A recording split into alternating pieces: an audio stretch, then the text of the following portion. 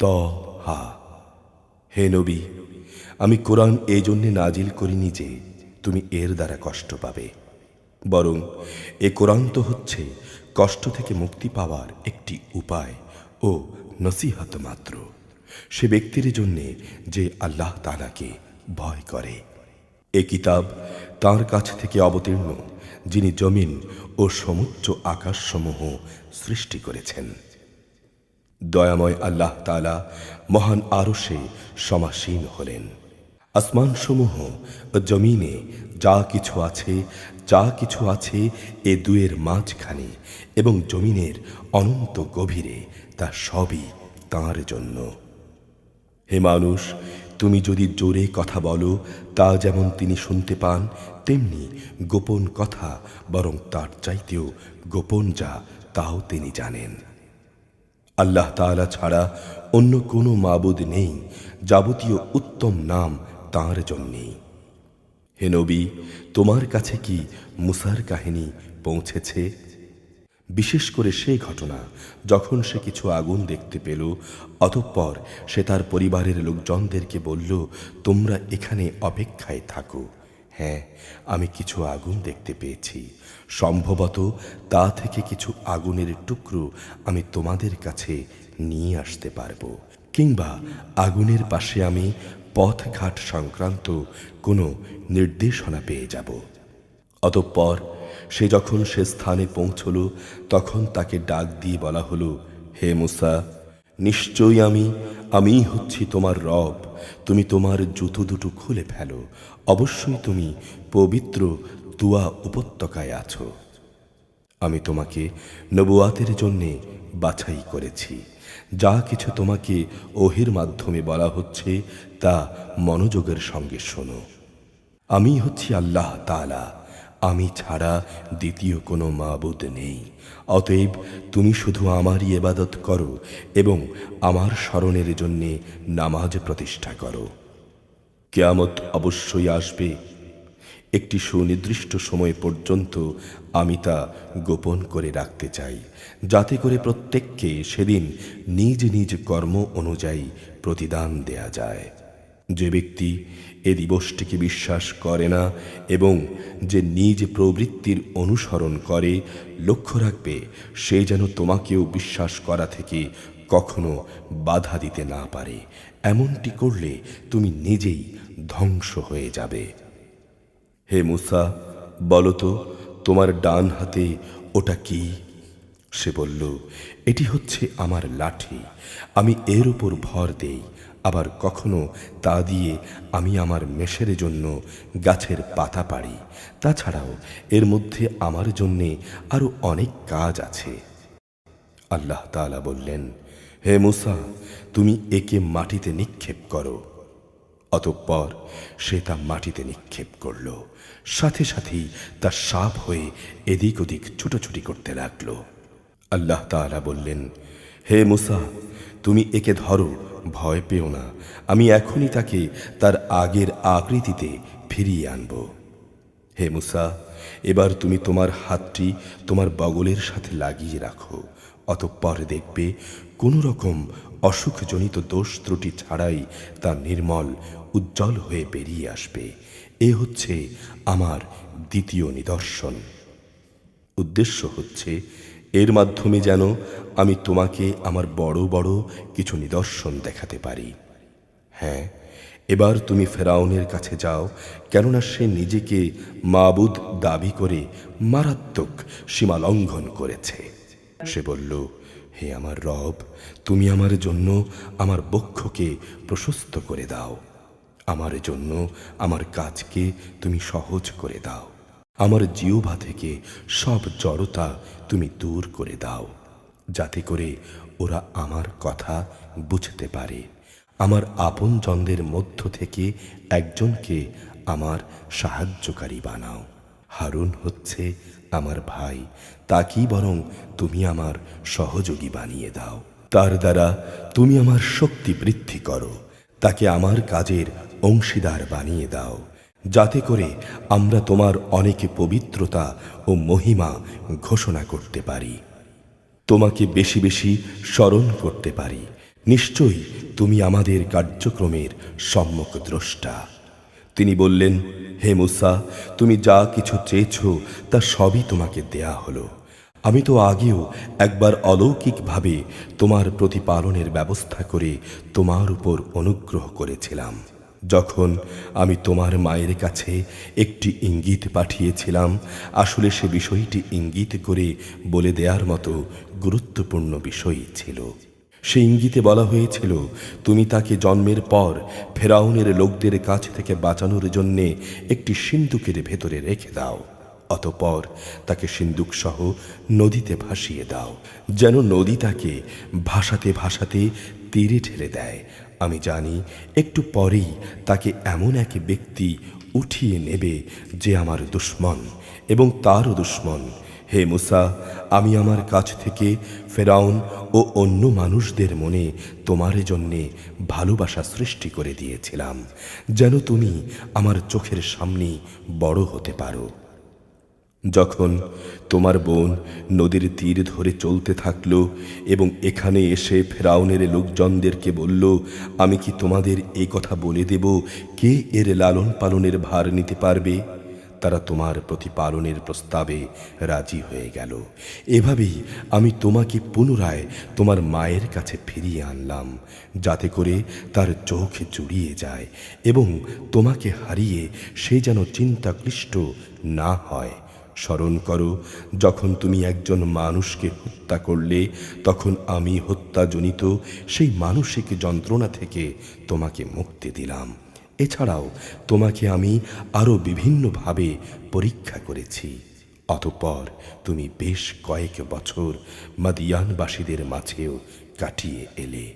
এরপর হে মূসা, আল্লাহর নির্ধারিত সময়ে তুমি আজ এখানে এসে উপস্থিত হলে। আমি দীর্ঘ পরীক্ষা দ্বারা তোমাকে আমার নিজের কাজের জন্যে প্রস্তুত করেছি। আমার নিদর্শন সমূহ নিয়ে তুমিও তোমার ভাই ফেরাউনের কাছে যাও। কখনো আমার জেকেরের মাঝে শৈথিল্য প্রদর্শন করো না। তোমরা দুজন অবিলম্বে ফেরাউনের কাছে চলে যাও, কেননা সে মারাত্মকভাবে সীমা লঙ্ঘন করেছে। তোমরা তার সাথে নম্র কথা বলবে। হতে পারে সে তোমাদের উপদেশ কবুল করবে, অথবা সে আমায় ভয় করবে। তারা উভয়ে বলল, হে আমাদের রব, আমরা ভয় করছি সে আমাদের উপর বাড়াবাড়ি করবে, কিংবা সে আরও বেশি সীমা লঙ্ঘন করে বসবে। আল্লাহ তাআলা বললেন, তোমরা ভয় করো না, আমি তো তোমাদের সঙ্গেই আছি। আমি সব কিছু শুনি, সব কিছু দেখি। তোমরা উভয়ই তার কাছে যাও এবং তাকে বলো, আমরা তোমার মালিকের পাঠানো দুজন রসুল। অতএব এ নিপীড়িত বনি ইসরায়েলের লোকদের আমাদের সাথে যেতে দাও। তুমি তাদের আর কষ্ট দিও না। আমরা তোমার কাছে তোমার মালিকের কাছ থেকে নবুয়তের নিদর্শন নিয়ে এসেছি। যারা এ হেদায়েতের অনুসরণ করবে তাদের জন্য রয়েছে অনাবিল শান্তি। আমাদের উপর এ মর্মে ওহী নাজিল করা হয়েছে, যে ব্যক্তি আল্লাহ তাআলাকে অস্বীকার করবে এবং যে ব্যক্তি তার থেকে মুখ ফিরিয়ে নেবে, তার উপর আল্লাহ আযাব নাজিল করবেন। এসব শোনার পর ফেরাউন বলল, হে মূসা, কে আবার তোমাদের দুজনের রব? মূসা বলল, আমাদের রব তিনি, যিনি প্রতিটি জিনিসকে তার আকৃতি দান করেছেন, অতঃপর তিনি সবাইকে চলার পথ বাতলে দিয়েছেন। ফেরাউন বলল, তাহলে আগের লোকদের অবস্থা কি হবে? মূসা বলল, সে বিষয়ের জ্ঞান আমার মালিকের কাছে সংরক্ষিত গ্রন্থে মজুদ আছে। আমার রব কখনো ভুল পথে যান না, না কারো কথা তিনি ভুলে যান। তিনি এমন এক সত্তা, যিনি তোমাদের জন্যে জমিনকে বিছানা বানিয়ে দিয়েছেন। ওতে তোমাদের চলার জন্যে বহু ধরনের পথ ঘাটের ব্যবস্থা করে দিয়েছেন। তিনি আকাশ থেকে বৃষ্টির পানি প্রেরণ করেন, অতঃপর তা দিয়ে জমিন থেকে বিভিন্ন ধরনের উদ্ভিদ বের করে আনেন। তা তোমরা নিজেরা খাও এবং জমিনে তোমাদের পশুদের চরাও। অবশ্যই এর মাঝে বিবেক সম্পন্ন মানুষদের জন্যে শিক্ষার অনেক নিদর্শন রয়েছে। যে জমিনে তোমরা চলো তা থেকেই আমি তোমাদের পয়দা করেছি। তাতেই আমি তোমাদের ফিরিয়ে নিয়ে যাব এবং পরিশেষে তা থেকেই আমি তোমাদের দ্বিতীয়বার বের করে আনব। আমি ফেরাউনকে আমার যাবতীয় নিদর্শন দেখিয়েছি, কিন্তু তা সত্ত্বেও সে একে মিথ্যা প্রতিপন্ন করেছে এবং অবিশ্বাস করেছে। ফেরাউন বলল, হে মূসা, তুমি কি এই জন্যে আমাদের কাছে এসেছ যে তুমি তোমার জাদু ও তেলেসমাতি দিয়ে আমাদেরকে আমাদের দেশ থেকে বের করে দেবে? অতঃপর হ্যাঁ, আমরা অবশ্যই তোমার সামনে অনুরূপ জাদু এনে হাজির করব। অতএব এসো, তোমার এবং আমাদের মাঝে একটি মোকাবেলার ওয়াদা ঠিক করে নেই, যার আমরাও খেলাপ করব না, তুমিও করবে না। এটা হবে খোলা ময়দানে। মূসা বলল, হ্যাঁ, তোমাদের প্রতিযোগিতার ওয়াদা হবে উৎসবের দিন। সেদিন মধ্যদিনেই যেন লোকজন এসে জমা হয়ে যায়। অতঃপর ফেরাউন উঠল এবং জাদু ও তার সামানপাত্র জমা করল। তারপর প্রতিযোগিতা দেখার জন্য সে ময়দানে এসে হাজির হল। মূসা তাদের বলল, দুর্ভোগ হোক তোমাদের, তোমরা কখনো আল্লাহ তাআলার উপর মিথ্যা অভিযোগ আরোপ করো না। এমনটি করলে তিনি তোমাদের আযাব দিয়ে ধ্বংস করে দেবেন। আর যে ব্যক্তি মিথ্যা বানায় সে তো এমনি ব্যর্থ হয়ে যায়। মূসার কথা শুনে তারা নিজেদের পরিকল্পনার ব্যাপারে একে অন্যের সাথে মতবিরোধ করল, কিন্তু এই সলা পরামর্শকে তারা গোপনই রাখল। ফেরাউনের লোকজন বলল, অবশ্যই এ দুজন মানুষ হচ্ছে বড় জাদুকর। তারা জাদুর খেলা দিয়ে তোমাদের দেশ থেকে তোমাদের বের করে দিতে চায় এবং তোমাদের এই উৎকৃষ্ট জীবন ব্যবস্থার অস্তিত্বই খতম করে দিতে চায়। অতঃপর হে জাদুকররা, তোমরা তোমাদের সব জাদু একত্রিত করো, তারপর সারিবদ্ধ হয়ে উপস্থিত হয়ে যাও। আজ যে জয়ী হবে সেই সফল কাম হবে। তারা বলল, হে মূসা, আগে তুমি তোমার লাঠি নিক্ষেপ করবে না আমরা নিক্ষেপ করব? সে বলল, তোমরাই বরং আগে নিক্ষেপ করো। জাদুর প্রভাবে তার কাছে মনে হলো তাদের জাদুর রশি ও লাঠিগুলো বুঝি এদিক সেদিকে ছুটোছুটি করছে। এতে মূসা তার অন্তরে কিছুটা ভয় শঙ্কা অনুভব করল। আমি বললাম, হে মূসা, তুমি ভয় পেও না, অবশ্যই তুমি বিজয়ী হবে। হে মূসা, তোমার ডান হাতে যে লাঠি আছে তা ময়দানে নিক্ষেপ করো। দেখবে যা জাদুর খেলা ওরা বানিয়েছে এটা সেগুলোকে গ্রাস করে ফেলবে। মূলত ওরা যা কিছুই করেছে তা ছিল জাদুকরের কৌশল, আর জাদুকর কখনো কামিয়াব হয় না, যে রাস্তা দিয়েই সে আসুক না কেন। মূসার লাঠি অজগর হয়ে যখন জাদুকরদের সাপগুলোকে গিলে ফেলল, তখন জাদুকররা সেজদাবনত হয়ে গেল। তারা বলল, আমরা হারুন ও মূসার মালিকের উপর ঈমান আনলাম। ফেরাউন বলল, আমি তোমাদের এ ধরনের কোনো অনুমতি দেওয়ার আগেই তোমরা তার উপর ঈমান আনলে? আমি দেখতে পাচ্ছি সেই হচ্ছে তোমাদের গুরু, যে তোমাদের জাদু শিক্ষা দিয়েছে। আমি তোমাদের হাত পা উল্টো দিক থেকে কেটে ফেলব। তদুপরি আমি তোমাদের খেজুর গাছের কাণ্ডে শূলবিদ্ধ করব। তোমরা অচিরেই জানতে পারবে আমাদের উভয়ের মধ্যে কার শাস্তি কঠোরতর ও অধিক স্থায়ী। তারা বলল, আমাদের কাছে যে স্পষ্ট নিদর্শন সমূহ এসেছে এবং যিনি আমাদের পয়দা করেছেন তার উপর আমরা কখনোই তোমাকে প্রাধান্য দেব না। সুতরাং তুমি যা করতে চাও তাই করো। তুমি বড় জোর আমাদের এ পার্থিব জীবন সম্পর্কেই কোনো সিদ্ধান্ত গ্রহণ করতে পারবে। আমরা অবশ্যই আমাদের মালিকের উপর ঈমান এনেছি, যাতে করে তিনি আমাদের গুনাহসমূহ, বিশেষ করে তুমি যে আমাদের জাদু করতে বাধ্য করেছ তা যেন মাফ করে দেন। আল্লাহ তাআলাই হচ্ছেন শ্রেষ্ঠ, তিনিই হচ্ছেন অধিকতর স্থায়ী। যে ব্যক্তি কোনো অপরাধে অপরাধী হয়ে তার মালিকের দরবারে হাজির হবে, অবশ্যই তার জন্যে জাহান্নাম নির্দিষ্ট হয়ে যাবে। আর জাহান্নাম এমন এক জায়গা যেখানে মানুষ মরতে চাইলেও মরবে না, আবার বাঁচার মতো করে বাঁচবেও না। অপরদিকে যে ব্যক্তি তার কাছে মোমেন হয়ে কোনো নেক কাজ নিয়ে হাজির হবে, তারাই হবে সেসব লোক যাদের জন্য রয়েছে সমুচ্চ মর্যাদা। জান্নাত হচ্ছে এমন এক স্থায়ী নিবাস যার পাদদেশ দিয়ে ঝর্ণাধারা প্রবাহিত হবে। সেখানে তারা থাকবে চিরকাল। এ হচ্ছে সে ব্যক্তির পুরস্কার যে জীবনকে গুনাহ থেকে পবিত্র করেছে। মুসার কাছে এই মর্মে ওহী পাঠালাম যে, তুমি আমার বান্দাদের নিয়ে রাতের বেলায় এ দেশ ছেড়ে চলে যাও এবং ওদের জন্যে তুমি সমুদ্রের মধ্যে একটি শুষ্ক সড়ক বানিয়ে নাও। এমতাবস্থায় তোমার পেছন থেকে কারো ধরে ফেলার আশঙ্কা থাকবে না, না তোমার সাগরে ডুবে যাওয়ার ভয় থাকবে। মুসা তার জাতিকে নিয়ে সাগর পানে বেরিয়ে গেল। ফেরাউন ও তার সৈন্য সামন্ত সহ তাদের পশ্চাদ্ধাবন করল। তারপর সাগরের অথই পানি তাদের ডুবিয়ে দিল, ঠিক যেমনটি তাদের ডুবিয়ে দেয়া উচিত ছিল।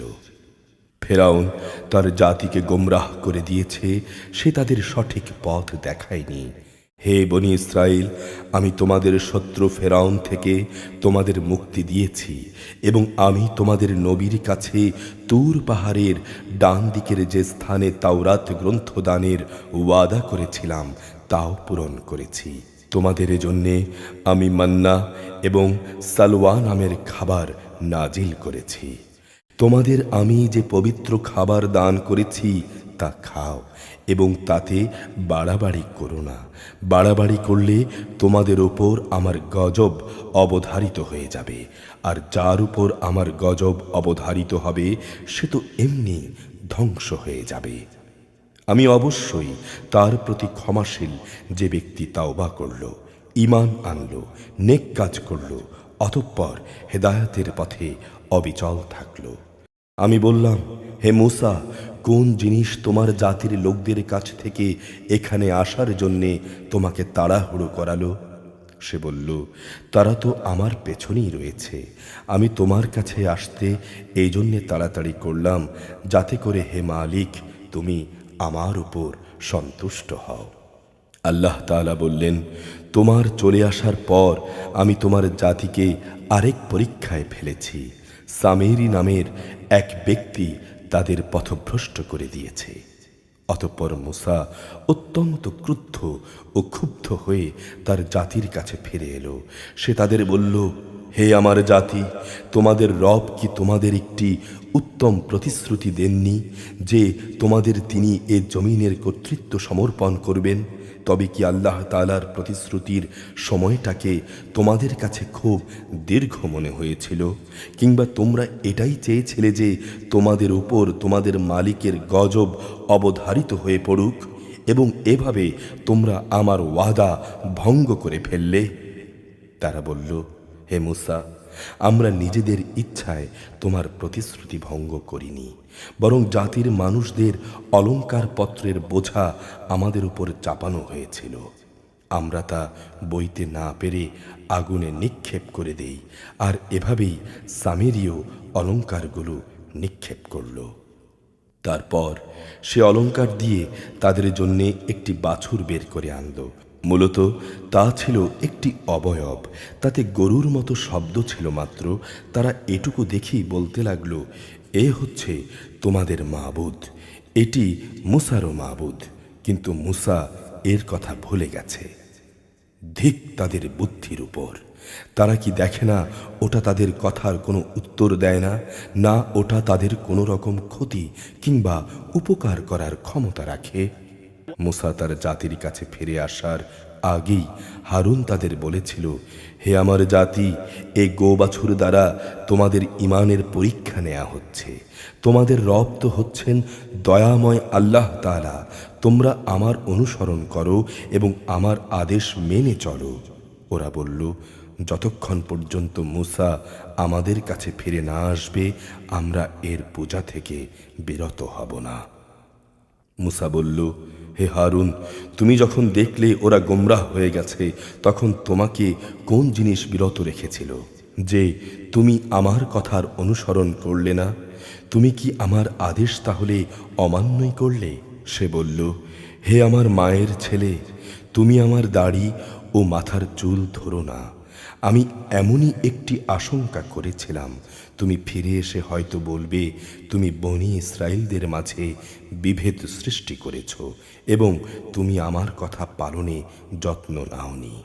সে বলল, হে সামেরি, বলো তোমার ব্যাপারটা কি হয়েছিল? সে বলল, আসলে আমি যা দেখেছিলাম তা ওরা কখনো দেখতে পায়নি। ঘটনাটা ছিল, আমি আল্লাহর বাণী বাহকের পদচিহ্ন থেকে এক মুঠো মাটি নিয়ে নিলাম, তারপর তা ওতে নিক্ষেপ করলাম। আমার মন কেন জানি এভাবেই আমাকে ব্যাপারটা বুঝিয়ে দিয়েছিল।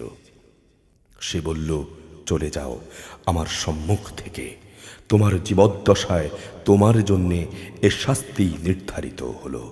তুমি বলতে থাকবে, আমাকে কেউ স্পর্শ করো না। এছাড়া তোমার জন্যে আরও আছে পরকালের আযাবের ওয়াদা, যা কখনো তোমার কাছ থেকে সরে যাবে না। তাকিয়ে দেখো তোমার বানানো মাবুদের প্রতি, যার পূজায় তুমি এতদিন রত ছিলে, আমি ওকে অবশ্যই জ্বালিয়ে দেব, অতঃপর তার ছাই বিক্ষিপ্ত করে সমুদ্রে নিক্ষেপ করব। হে মানুষ, তোমাদের মাবুদ তো কেবল আল্লাহ তাআলাই, তিনি ব্যতীত দ্বিতীয় কোনো মাবুদ নেই। তিনি তাঁর জ্ঞান দিয়ে সব কিছু পরিবেষ্টন করে আছেন। হে নবী, মুসার যেসব ঘটনা তোমার আগে ঘটেছে তার সংবাদ আমি এভাবেই তোমাকে শোনাচ্ছি। তাছাড়া আমি তোমাকে আমার কাছ থেকে একটি স্মরণিকাও দান করেছি। যে কেউই এ স্মরণিকা থেকে মুখ ফিরিয়ে নেবে, সে কিয়ামতের দিন নিজ কাঁধে গুনাহের এক ভারী বোঝা বইবে। তারা চিরদিন সেখানে থাকবে। কিয়ামতের কঠিন দিনে তাদের জন্যে এ বোঝা কত মন্দ প্রমাণিত হবে। যেদিন সিংহায় ফুৎকার দেয়া হবে, সেদিন আমি অপরাধীদের এমন অবস্থায় জমা করব যে ভয়ে তাদের চোখ নীল হয়ে যাবে। তারা নিজেদের মধ্যে বলাবলি করতে থাকবে, তোমরা দুনিয়ায় বড় জোর 10 দিন অবস্থান করে এসেছ। আসলে সে অবস্থানের পরিমাণ নিয়ে তারা যা কিছু বলছিল তা আমি জানি। বিশেষ করে যখন তাদের মধ্যকার সবচাইতে বিবেকবান ব্যক্তিটি বলবে, তোমরা তো দুনিয়ায় মাত্র 1 দিন অবস্থান করে এসেছ। হে নবী, তারা তোমার কাছে কিয়ামতের সময় পাহাড়গুলোর অবস্থা কি হবে জানতে চাইবে। তুমি বলো, সে সময় আমার রব এগুলোকে উড়িয়ে দেবেন, অতঃপর তাকে তিনি মসৃণ ও সমতল ভূমিতে পরিণত করে দেবেন। তুমি এতে কোনো রকম অসমতল ও উঁচু নিচু দেখবে না। সেদিন সব মানুষ একজন আহ্বানকারীর পেছনে চলতে থাকবে, তার জন্যে কোনো বাঁকা পথ থাকবে না। সেদিনে দয়াময় আল্লাহ তাআলার প্রচণ্ড ক্ষমতার সামনে অন্য সব শব্দই ক্ষীণ হয়ে যাবে। ভীত বিহ্বল মানুষের পায়ে চলার মৃদু আওয়াজ ছাড়া আর কিছুই তুমি শুনতে পাবে না। সেদিন কারো কোনো রকম সুপারিশই কাজে আসবে না। অবশ্য যাকে করুণাময় আল্লাহ তাআলা অনুমতি দেবেন এবং যার কথায় তিনি সন্তুষ্ট হবেন, তার ব্যাপার আলাদা। তাদের সামনে ও পেছনে যা কিছু আছে তা তিনি সম্যক অবগত আছেন। তারা তা দিয়ে তার বিশাল জ্ঞানকে কোনো দিনই পরিবেষ্টন করতে পারে না। সেদিন মানুষের চেহারাগুলো চিরঞ্জীব ও অনাদি সত্তার সামনে অবনত হয়ে যাবে। ব্যর্থ হবে সে ব্যক্তি যে সেদিন শুধু জুলুমের ভারী বহন করবে। অপরদিকে যে ব্যক্তি ঈমানের সাথে দুনিয়ায় নেক কাজ করেছে, সেদিন সে কোনো জুলুমের ভয় করবে না, না তার কোনো ক্ষতির ভয় থাকবে। এভাবেই আমি কোরআনকে পরিষ্কার আরবি ভাষায় নাজিল করেছি এবং তাতে আযাবের সাবধানতা সংক্রান্ত কথাগুলো সবিস্তার বর্ণনা করেছি, যেন তারা জাহান্নাম থেকে বেঁচে থাকতে পারে, কিংবা তাদের মনে তা তাদের জন্যে কোনো চিন্তা ভাবনার সৃষ্টি করতে পারে। আল্লাহ তাআলা অতি মহান, তিনি সৃষ্টিকুলের প্রকৃত বাদশাহ। হে নবী, তোমার কাছে তার ওহী নাজিল পূর্ণ হওয়ার আগে কোরআনের ব্যাপারে তাড়াহুড়ো করো না। তবে জ্ঞান বাড়াতে চাইলে বলো, হে আমার রব, তুমি আমার জ্ঞান বৃদ্ধি করে দাও। অবশ্য আমি এর আগে আদমের কাছ থেকে ওয়াদা নিয়েছিলাম, কিন্তু এক পর্যায়ে শয়তানের প্ররোচনায় সে তা ভুলে গেছে। আসলে আমি কখনো তার মধ্যে খুব দৃঢ় সংকল্প পাইনি। আমি ফেরেশতাদের যখন বলেছিলাম তোমরা আদমকে সেজদা করো, তখন তারা সাথে সাথেই সেজদা করল, কিন্তু ইবলিস সে সেজদা করতে অস্বীকার করল। আমি বললাম, হে আদম, এ শয়তান হচ্ছে তোমার ও তোমার জীবন সাথীর দুশ্মন। সুতরাং দেখো, এমন যেন না হয় সে তোমাদের উভয়কেই জান্নাত থেকে বের করে দেবে, ফলে তুমি দারুণ দুঃখ কষ্টে পড়ে যাবে। নিঃসন্দেহে তোমার অবস্থা এমন যে এখানে তুমি ক্ষুধার্ত হবে না, না তুমি কখনো পোশাকবিহীন হবে। তুমি এখানে কখনো পিপাসার্ত হবে না, কখনো রোদেও কষ্ট পাবে না। অতঃপর শয়তান তাকে কুমন্ত্রণা দিল। সে তাকে বলল, হে আদম, আমি কি তোমাকে অনন্ত জীবনদায়িনী একটি গাছের কথা বলবো, এবং বলবো কি এমন রাজত্বের কথা যার কখনো পতন হবে না? অতঃপর তারা উভয়ে ওই নিষিদ্ধ গাছের ফল খেল। সাথে সাথেই তাদের শরীরের লজ্জাস্থানসমূহ তাদের সামনে প্রকাশ হয়ে পড়ল, এবং তারা জান্নাতের পাতা দ্বারা নিজেদের লজ্জাস্থান ঢাকতে শুরু করল। এভাবেই আদম তার মালিকের নাফরমানি করল। অতঃপর সে সাময়িকভাবে পথভ্রষ্ট হয়ে গেল। অতঃপর তার রব তাকে নবী হিসেবে বাছাই করে নিলেন, তার উপর ক্ষমা পরবশ হলেন এবং তাকে সঠিক পথ নির্দেশ দিলেন। তিনি বললেন, শয়তান ও তোমাদের উভয় দলই এখান থেকে নেমে পড়ো, তোমরা কিন্তু একজন আরেকজনের দুশমন। অতঃপর তোমাদের কাছে দুনিয়ার জীবন পরিচালনার জন্যে আমার কাছ থেকে হেদায়েত পথ নির্দেশ আসবে। যে আমার হেদায়েত অনুসরণ করবে সে না কখনো দুনিয়ায় বিপথগামী হবে, না আখেরাতে সে কষ্ট পাবে। হ্যাঁ, যে ব্যক্তি আমার স্মরণ থেকে বিমুখ হবে তার জন্যে জীবনে বাঁচার সামগ্রী সংকুচিত হয়ে যাবে। সর্বোপরি তাকে আমি কিয়ামতের দিন অন্ধ বানিয়ে হাজির করব। সে বলবে, হে আমার রব, তুমি আমাকে কেন আজ অন্ধ বানিয়ে উঠালে? দুনিয়াতে তো আমি চক্ষুষ্মান ব্যক্তিই ছিলাম। আল্লাহ তাআলা বলবেন, আসলে দুনিয়াতে তুমি এমনই অন্ধই ছিলে। আমার আয়াতসমূহ তোমার কাছে এসেছিল, অতঃপর তুমি তা ভুলে গিয়েছিলে। এভাবে আজ তোমাকেও ভুলিয়ে দেয়া হবে। যে ব্যক্তি সীমা লঙ্ঘন করেছে এবং তার মালিকের আয়াতের উপর কখনো ঈমান আনেনি, আমি তাদের এভাবেই শাস্তি দেব। নিঃসন্দেহে আখিরাতের আযাব হচ্ছে বেশি কঠিন এবং অধিকতর স্থায়ী। এ বিষয়টিও কি এদের পথ প্রদর্শন করেনি যে এদের আগে আমি কত কত জনপদ ধ্বংস করে দিয়েছি, আর এ ধ্বংসপ্রাপ্ত জনপদ সমূহের উপরে দিয়ে এরা তো হর হামেশাই চলাফেরা করে। অবশ্যই এতে বিবেকবান মানুষদের জন্য নিদর্শন রয়েছে। যদি তোমার মালিকের পক্ষ থেকে এদের অবকাশ দেয়ার এ ঘোষণা না থাকত এবং এদের উপর আযাব আসার সুনির্দিষ্ট কালক্ষণ আগেই ঠিক করা না থাকত, তাহলে এদের উপর কবেই আযাব অবশ্যম্ভাবী হয়ে পড়ত। অতএব হে নবী, এরা যা কিছু বলে তুমি তার উপর ধৈর্য ধারণ করো। তুমি বরং তোমার মালিকের প্রশংসা, পবিত্রতা ও মহিমা ঘোষণা করো। সূর্যোদয়ের আগে ও তা অস্ত যাওয়ার আগে, রাতের একাংশে এবং দিনের দুই প্রান্তেও তুমি আল্লাহর পবিত্রতা ঘোষণা করো, যেন তুমি সন্তুষ্ট হতে পারো। হে নবী, পার্থিব জীবনের সৌন্দর্য স্বরূপ ভোগ বিলাসের সেসব উপকরণ আমি তাদের অনেককেই দিয়ে রেখেছি। তার দিকে তুমি কখনো তোমার দুচোখ তুলে তাকাবে না। এসব কিছু আমি এই কারণেই দিয়েছি যেন আমি তাদের সেখানে পরীক্ষা করতে পারি। মূলত তোমার মালিকের রেজেকই হচ্ছে উৎকৃষ্ট ও অধিক স্থায়ী। হে নবী, তোমার পরিবার পরিজনকে নামাজের আদেশ দাও এবং তুমি নিজেও তার উপর অবিচল থেকো। আমি তোমার কাছে কোনো রকম রেজেক চাই না, রেজেক তো তোমাকে আমি দান করি। তাকওয়া অবলম্বন করার জন্যই রয়েছে উত্তম পরিণাম। তারা বলে, এ ব্যক্তি তার মালিকের কাছ থেকে আমাদের কাছে কোনো নিদর্শন নিয়ে আসে না কেন? তুমি কি মনে করো তাদের কাছে সেসব দলিল প্রমাণ আসেনি যা আগের কিতাবসমূহে মজুদ রয়েছে? আমি যদি এর আগেই তাদের কোনো আযাব দিয়ে ধ্বংস করে দিতাম, তাহলে অবশ্যই এরা বলতো, হে আমাদের রব, তুমি আযাব পাঠাবার আগে আমাদের কাছে একজন রসূল পাঠালে না কেন?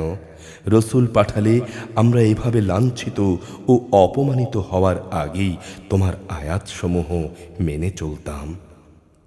হে নবী, তুমি বলো, হ্যাঁ, প্রত্যেক ব্যক্তি তার কাজের প্রতিফল পাবার অপেক্ষা করছে।